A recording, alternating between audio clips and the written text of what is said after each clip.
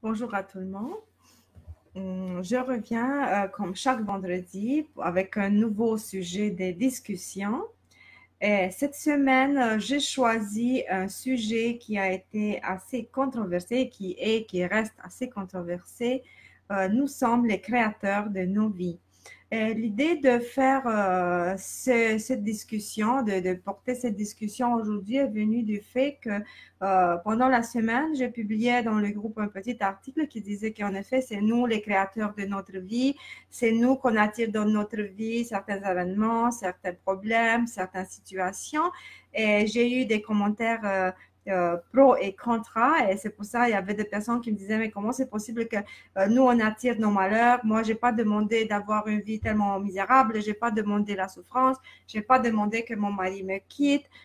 Et ça s'extrapolait le sujet pour dire, mais les personnes qui vivent dans des pays où il y a la guerre, ils n'ont pas demandé la guerre, ils n'ont pas demandé tout ça. Et c'est pour ça que je veux discuter tout ce sujet assez controversé pour donner quelques clarifications. Et je vais vous dire que malgré le fait que oui, vous avez raison, vous n'avez pas raison en même temps, parce qu'en effet, c'est nous qu'on attire dans notre vie toutes ces situations-là, même la guerre. C'est assez controversé, comme je vous disais. Mais avant de rentrer effectivement dans le sujet, j'aimerais bien me présenter. Mon nom est Ginestra, je suis empathe, intuitive et accompagnatrice émotionnelle holistique. C'est moi la personne qui gère la page et qui publie des articles et qui essaie de donner plus de clarifications sur ce chemin de la spiritualité pour apporter plus d'informations pour ceux qui sont à la recherche de soi. Et avant effectivement de commencer, j'aimerais aussi vous remercier de tout mon cœur pour toute votre participation. Vous êtes très, très, très actifs. Bonsoir Sarah, bonsoir. Je suis contente que tu es là avec moi. Vous êtes très actifs sur ma page, vous partagez les publications et pour ça, je vois comme une propagation de l'amour autour de vous et je vous remercie. Donc, je me lance dans ce sujet et avant de le commencer, je vais vous raconter une petite histoire. Anna était une magnifique femme de 30 ans, elle avait un enfant. Elle était éditrice dans une maison d'édition renommée, elle gagnait beaucoup d'argent, elle avait une vie assez épanouie. Et un jour, quand elle arrive à la maison, son mari, elle était mariée, elle voit son mari en train de sortir. Elle dit, je veux sortir pour quelques minutes. Mais lui, il lui dit pas où elle va aller, qu'est-ce qu'il va faire. Mais comme elle était fatiguée après le travail, elle dit, OK, vas-y, je t'attends plus tard, on va manger ensemble. Et ça passe 1 heure, 2 heures, et quelque chose en elle lui disait, il y a quelque chose qui fonctionne pas, il y a quelque chose qui marche pas. Je sais pas, dans le comportement de son mari, elle sentait quelque chose qui est pas correct. Et elle attend, elle attend. Elle commence à se préoccuper, elle commence à appeler chez des amis, à appeler chez ses parents. Et ces personnes qui avaient des nouvelles de son mari et ces personnes qui avaient vu son mari. Et 5 heures plus tard, c'est la police qui vient à sa porte pour lui dire que son mari s'est suicidé en se lançant de haut d'un immeuble dans le centre-ville. Et la première réaction de Sarah était un choc total. Elle était plus capable de bouger, elle était plus capable de parler. Elle est restée dans ce état de choc pendant 1 semaine et quelques. Et après des soins intensifs, elle a réussi à se remettre, à commencer à marcher et tout ça. Mais le choc a été tellement puissant qu'elle n'a jamais été capable de lui faire face. Et tranquillement, doucement, doucement, elle a fait une grosse dépression. Elle était plus capable de travailler. Elle avait pris des ressources autres pour vivre, mais pas son salaire parce qu'elle était plus capable de travailler. Elle s'occupait plus de son enfant. Et dans sa tête, c'était toujours cette voix qui lui disait, pourquoi moi? Pourquoi je dois vivre ça? Et après cette question, ça venait notre question plus forte et avec une plus grosse voix de colère qui disait, le lâche, le misérable, il m'a abandonné, il savait que j'ai besoin de lui, il savait qu'on a un enfant à élever, il savait que je l'aime Et c'était une colère, une énorme colère à l'intérieur de Anna qui n'était pas capable de dépasser ce moment. Et elle pensait qu'elle va faire son deuil, mais elle n'a pas été capable de faire son deuil. Après 1 an, 2 ans, 3 ans, elle s'est retrouvée dans la même situation, de plus en plus en colère, de plus en plus fâchée, triste, angoissée, mais pas juste son état émotionnel qui s'empirait. Son état physique aussi commençait à s'empirer. Elle a développé une insuffisance rénale, c'est les reins qui fonctionnaient plus. Elle avait une infection sur la peau, ce qui était comme une plaque sur tout son corps. Et après 4 ans, 4 ans plus tard, après le suicide de son mari, elle a été diagnostiquée avec euh, le cancer de poumon. Qu'est-ce que je peux vous dire? Anna était dans un état difficile à expliquer. Et elle vivait toujours dans cette colère et maintenant elle vivait dans une énorme colère contre Dieu, contre l'univers, contre les humains, contre tout le monde. Elle disait, mon mari s'est suicidé, je suis toute seule, je suis abandonnée et maintenant c'est moi qui va mourir. Et qu'est-ce qui va se passer avec notre enfant? Qui va s'occuper de notre enfant? Et Sarah était préparée à se suicider à son tour pour épargner cette souffrance. Plus elle a fait son testament, elle a confié son enfant à ses parents, et elle était prête à se suicider. Et le soir, quand elle était décidée d'enlever sa vie, elle a une amie qui l'appelle. Exactement le moment quand elle était tellement préparée. Et elle ne voulait pas répondre au téléphone, mais il y avait quelque chose à l'intérieur de moi qui dit, tu dois répondre, même peut-être pour dire adieu parce que ton mari l'a jamais dit au revoir, donc toi tu pourrais au moins dire au revoir. Et cet ami, qu'est-ce que c'était? Cet ami l'invitait à une conférence sur la guérison. Et Sarah, elle a eu cet éclair, dit, mais pourquoi il m'appelle justement ce soir pour m'inviter à une conférence sur la guérison? Euh, Et alors, c'est toujours cette voix forte à l'intérieur d'elle qui disait, peut-être que j'ai une chance. Et la pensée du suicide a disparu, elle a abandonné sa tentative de suicide, elle a dit à son ami de venir la chercher et sont allés ensemble à une conférence sur la guérison.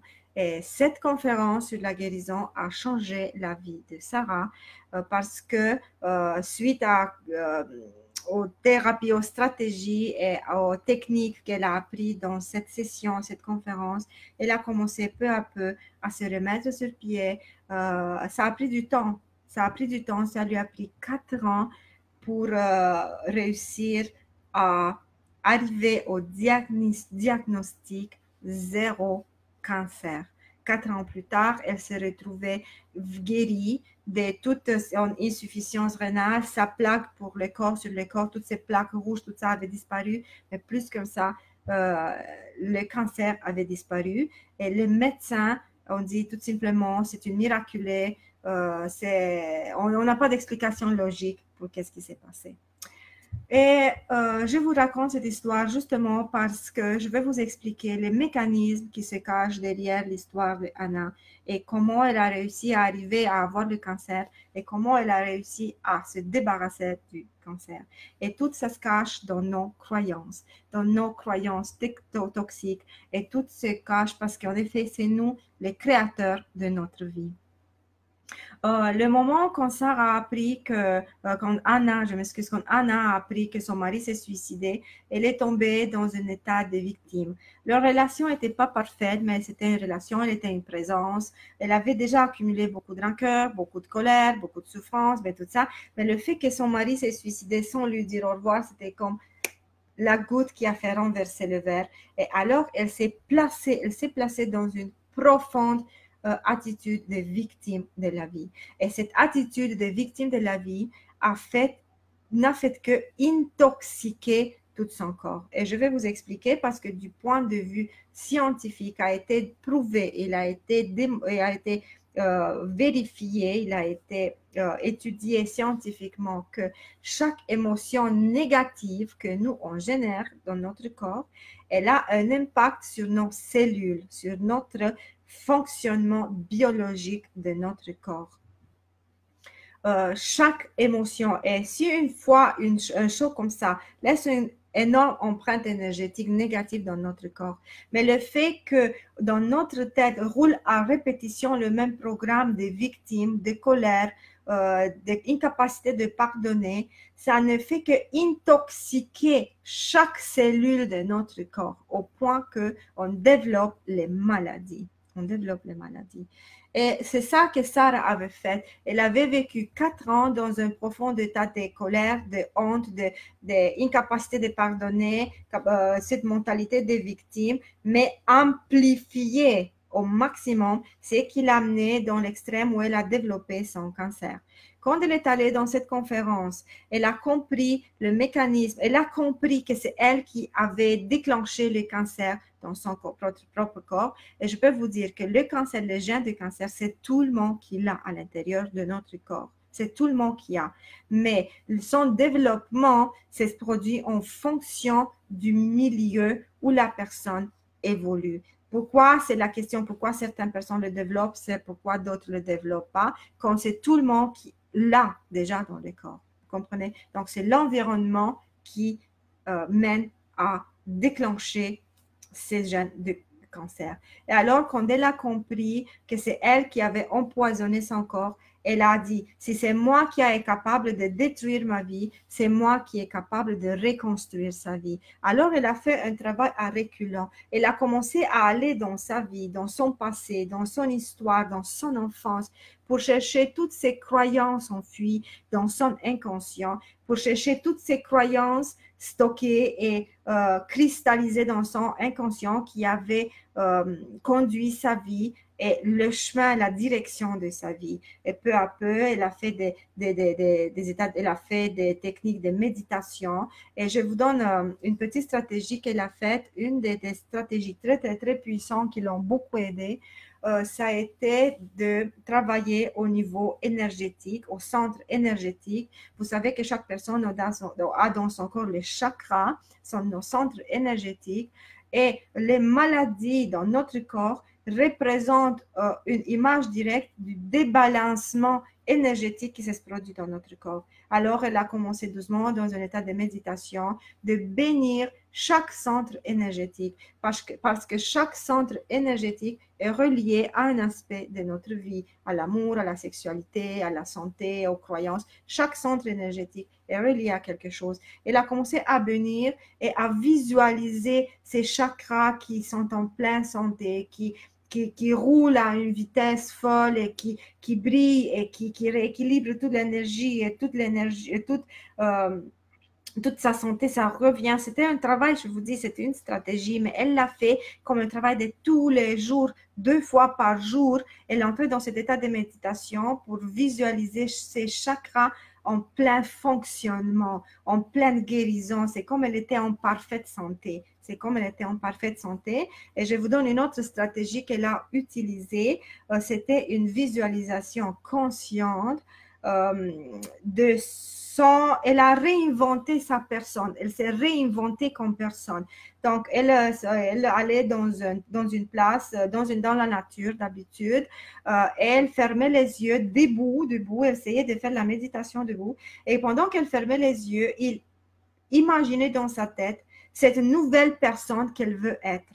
Et cette nouvelle personne qu'elle voulait être en pleine santé, elle voulait avoir aucun cancer, elle voulait avoir une vie épanouie, elle voulait élever son enfant, elle voulait retourner à faire son travail comme dans une maison de décision. Elle avait imaginé une autre personne qui vivait tout ça. Elle entrait dans cet état de méditation debout, pendant qu'elle était debout, et quand elle ouvrait les yeux, elle était plus l'ancienne Sarah, Anna malade. Elle était tout simplement la nouvelle personne qu'elle voulait être. Et elle avait changé même sa démarche, même sa manière de marcher, elle l'avait changé pour marcher comme une personne pleine de confiance, et rayonnant d'amour, rayonnant de santé. Et vous comprenez, c'était passé tout au niveau mental. Sarah, pour se débarrasser de son cancer, elle avait énormément travaillé au niveau mental. Il y a d'autres stratégies, il y a beaucoup de stratégies pour arriver effectivement à une guérison complète du cancer, mais c'est ça que je vous dis, tout ça vient de notre mental, de nos croyances enfuies dans notre inconscient. Et qu'est-ce qui se passe avec ces croyances? Entre 3 et 6 ans, les enfants, ils sont comme des éponges d'informations. Ils vont attraper toutes les informations véhiculées autour d'eux. Et ils vont écouter qu'est-ce qu'il dit maman, qu'est-ce qu'il dit papa, grand-mère, grand-père, les voisins, les professeurs, tout. Et ils vont tout écouter. Mais ils ne sont pas capables de filtrer ou de processer l'information pour dire ça c'est bien ou c'est pas bien, c'est correct ou c'est pas bien. Non, pour eux, c'est comme ça. Et toutes ces informations, vu que la partie consciente n'est pas capable de processer toutes ces informations, elles vont être stockées dans leur inconscient, vont être effectivement stockées dans le côté inconscient de la personnalité. Et ça se produit entre 3 et 6 ans. Après 6 ans, ça commence la manifestation des croyances, les premières manifestations des croyances stockées dans leur inconscient. Et je peux vous dire que ce sont des enfants qui vivent dans des familles très, très, très difficiles, avec des enfants battus, maltraités, persécutés, qui ont toujours été dévalorisés, très, très, très difficiles avec les mères, les pères, qui développent des archétypes, enfants invisibles, enfants adultes, enfants abusés, tout ça. Mais il y a de l'autre côté les enfants qui sont élevés dans de bonnes familles, avec amour, attention, tout ça. Mais ce type d'enfants, ils ont entendu les croyances des parents. Par exemple, une croyance est les riches sont des méchants, ou pour gagner ton argent, tu dois travailler fort, ou si tu travailles, si tu vas pas à l'école, tu vas pas avoir un bon métier, ou si tu es pas assez gentil, personne va vouloir de toi. Si tu es pas une bonne femme dans la maison, fait la nourriture et tout ça, tu vas jamais trouver un mari. Vous comprenez? Tout ça sont des croyances que nous, on ne sait pas nous qu'on s'est formés, on les a attrapées des autres, on les a pris des autres. Ce ne sont même pas nos croyances, mais nous, on fonctionne dépendamment de ces croyances. Nous, on les a assimilées, on les a inculquées dans notre comportement et on réagit en fonction de ces croyances. Et faites une petite analyse de vos croyances et vous allez voir à quel point j'ai raison. Et vous continuez à fonctionner selon ces croyances. Et maintenant, je reviens, les croyances, c'est nos croyances qui conduisent notre vie. Et comme je dis, il y a des personnes, justement, j'avais une discussion dans le groupe tantôt qui me disait que elle a la croyance profondément enfuie que les hommes sont des coureurs de jupes, que les hommes sont des bons à rien, qui vont jamais être stables dans une relation, qui vont toujours finir par quitter leur femme. Mais par la suite, elle avait descendu dans son enfance étudié. Elle me disait, je sais que c'est comme ça parce que c'est mon père qui a abandonné ma mère pour s'enfuir avec une autre femme. Vous comprenez, comme une situation vécue dans son enfance lui a figé dans son inconscient cette croyance que les hommes sont des coureurs de jupes, les hommes ne sont pas capables, sont pas des personnes à qui on peut faire confiance. Les hommes sont quelqu'un qui nous blesse, qui nous abandonne, qui nous maltraite. Et vous savez qu'est-ce qui s'est passé? C'est pas juste que son père qui l'a abandonné. Elle avait développé ses croyances, mais tous les hommes qu'elle avait rencontrés reproduisaient le même modèle. Pourquoi? Parce qu'elle les attirait. Elle attirait, comme je dis toujours, avec la loi de l'attraction, fonctionne très bien comme la loi de la gravitation fonctionne et on ne tombe pas la tête à l'envers. La loi de l'attraction, c'est une loi de l'univers et fonctionne très bien. Et cette loi de l'attraction nous envoie pas qu'est-ce que nous on désire, nous envoie qu'est-ce que nous on croit. Et si nous, même si on veut un magnifique mariage, on veut un magnifique homme qui va nous aimer, mais sinon, au plus profond de nous, on nourrit cette croyance que les hommes sont des coureurs de jupes, que les hommes sont des hypocrites, des menteurs, on va attirer des hommes qui répondent à cette croyance, des hommes menteurs, hypocrites, coureurs de jupes. C'est ça qu'on va attirer. Et c'est impossible d'avancer dans la vie quand tu vis dans ces croyances.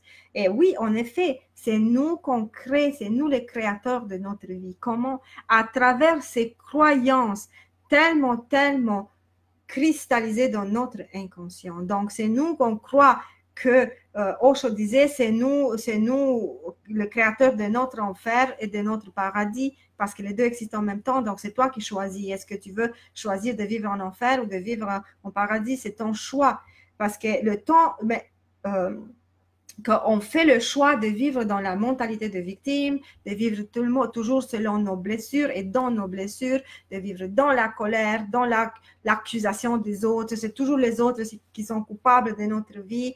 Alors, c'est sûr que nous, on ne pourrait jamais avancer dans notre vie. Mais le temps qu'on prend conscience, et c'est ça, c'est le grand renversement. Parce que si vous regardez autour de vous et même dans votre vie, nous, on n'est même pas conscient qu'on a ces croyances. On ne sait pas qu'on a ces croyances. Et alors, c'est sûr et certain qu'on ne sait pas pourquoi notre vie va tellement à la dérive.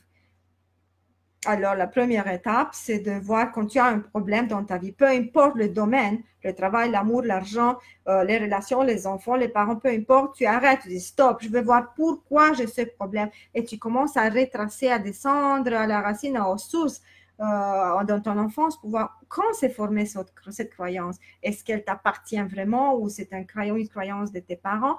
Et j'ai parlé avec beaucoup de femmes qui me disent je me déteste parce que j'ai la vie de ma mère. Et c'est ma mère qui a eu la vie de ma grand-mère. Regardez, c'est un modèle, un héritage qui est transmis à travers les croyances cristallisées dans notre inconscient. Comment faire pour désactiver tout ça et recréer notre vie? Oui, c'est tout à fait possible. Mais comme je disais, en premier, il faut les identifier. Par la suite, trouver leurs racines. Il faut les guérir parce que ces croyances viennent avec des blessures, des problèmes, toutes sortes de problèmes. Guérir ces problèmes, donc faire un énorme travail sur soi. Et plus que ça, à la fin, quand tu arrives à avoir dans ta liste tous les problèmes qui ne fonctionnent pas, tu fais ta liste avec qu'est-ce que tu veux remplacer tes anciennes croyances. Et par exemple, tu vas regarder ta liste où tu dis, par exemple, je donne juste les exemples pour les hommes. Tu dis, les hommes sont des coureurs de jupes, sont malhonnêtes, sont des menteurs, ils te blessent, ils t'abandonnent, ils te quittent. Ça, c'est ta liste des croyances que tu as nourries pour longtemps.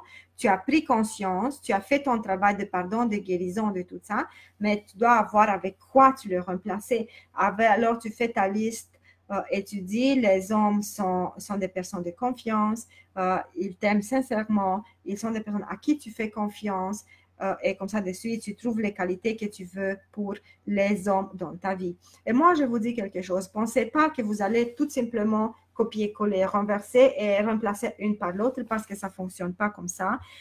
Vu que les croyances négatives sont tellement cristallisées et vous les nourrissez depuis toute une vie peut-être, ça va pas marcher tout de suite parce que si vous nourrissez la croyance que les hommes sont des coureurs de jupes et demain tu dis ah les hommes sont magnifiques, tu peux pas croire. Tout simplement tu peux pas le croire et tu dis ton mental va refuser cette idée.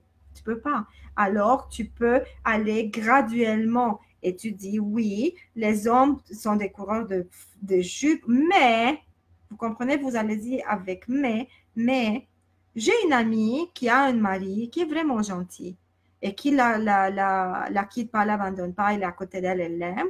Ou bien tu dis, mais oui, regarde, au travail, j'ai un homme qui est vraiment gentil avec moi. Ou bien j'ai rencontré hier un homme au magasin qui m'a ouvert la porte, qui était vraiment un chevalier.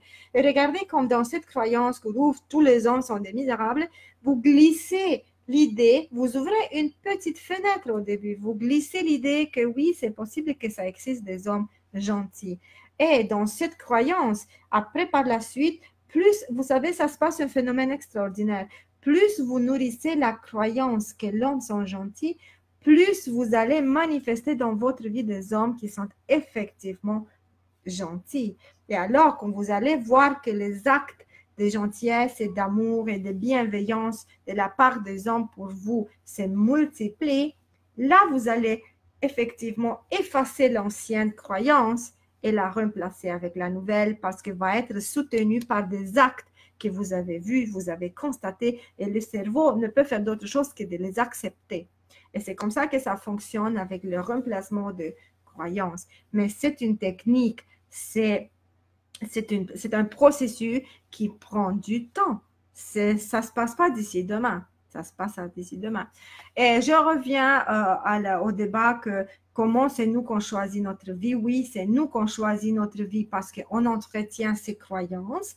Mais qu'est-ce qu'on fait avec ceux qui vivent dans des pays de guerre? C'est pas eux qui ont choisi la guerre.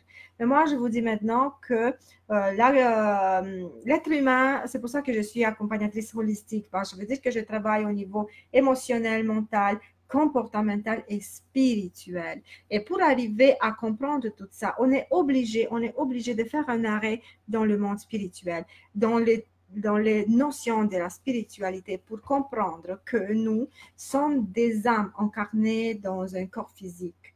On n'est pas juste un corps physique. Et cette incarnation, c'est pas passé chaotique. Chaque âme a choisi sa mission, chaque âme a choisi son destin et il a choisi son chemin de vie, dépendant en fonction des dettes karmiques qu'il porte à travers ses anciennes vies. Et une âme qui a choisi de s'incarner dans un pays où dans un certain moment il va avoir de la guerre, elle savait qu'est-ce qu'elle fait. Et je vous dis plus que ça, le fait qu'une âme il choisit, il vient avec un bagage karmique. Aussi, les pays, les nations, il vient avec leur bagage karmique. Et quand un âme s'incarne dans un corps, dans un certain pays, il va prendre dans sa structure aussi le karma du pays où il vit. Et c'est pour ça que tu te retrouves en Afrique, en Sénégal, ou peu importe, des enfants qui meurent. Tu disais quoi, ça, il n'y a pas de justice, il n'y a pas de Dieu, il n'y a rien. Sont tout simplement des dettes karmiques. C'est plus complexe que ça. Et oui, c'est l'âme qui a choisi tout ça. Je sais que du point de vue rationnel, c'est très compliqué à comprendre et c'est encore plus compliqué à accepter. Tu dis non, c'est pas possible, c'est pas juste. Mais on ne parle pas d'une justice au niveau humain parce qu'on ne pourrait jamais accepter au niveau humain. Avec notre mental humain, on ne pourrait jamais accepter qu'il y a des enfants battus, violés, tués, de la guerre. Qu'est-ce qui se passe en Afrique? C'est catastrophique dans certains pays avec les enfants guerriers, tout ça. Je vous dis, notre mental, notre capacité de compréhension, elle n'accepte pas ça.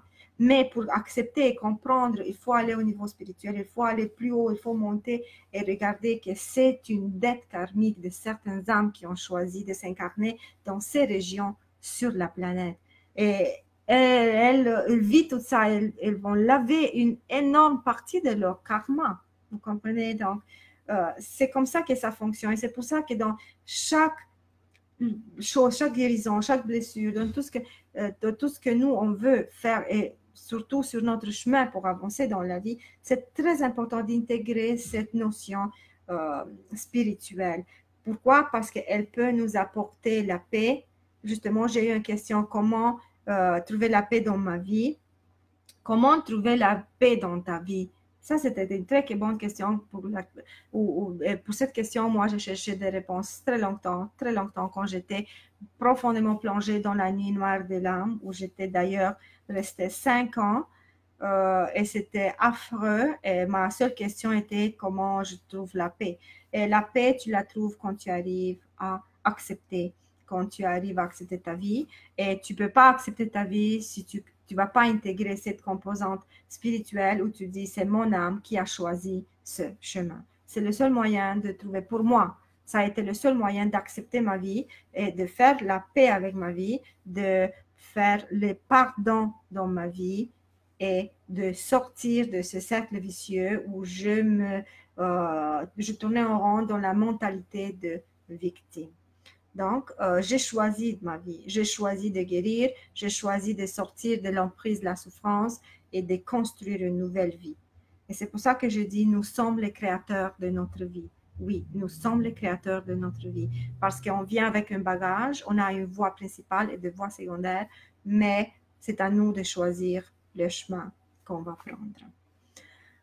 Donc, c'est ça notre petite discussion pour aujourd'hui. Je sais qu'elle est complexe, je sais que notre mental ne peut pas l'accepter, mais essayez de descendre dans le cœur, essayez d'intégrer cette composante spirituelle qui va vous aider à accepter, à voir, et même dans votre propre vie, C'est très important de vous répéter toujours, c'est mon âme qui a choisi ce chemin, c'est mon âme qui savait très bien pourquoi il a choisi cette vie.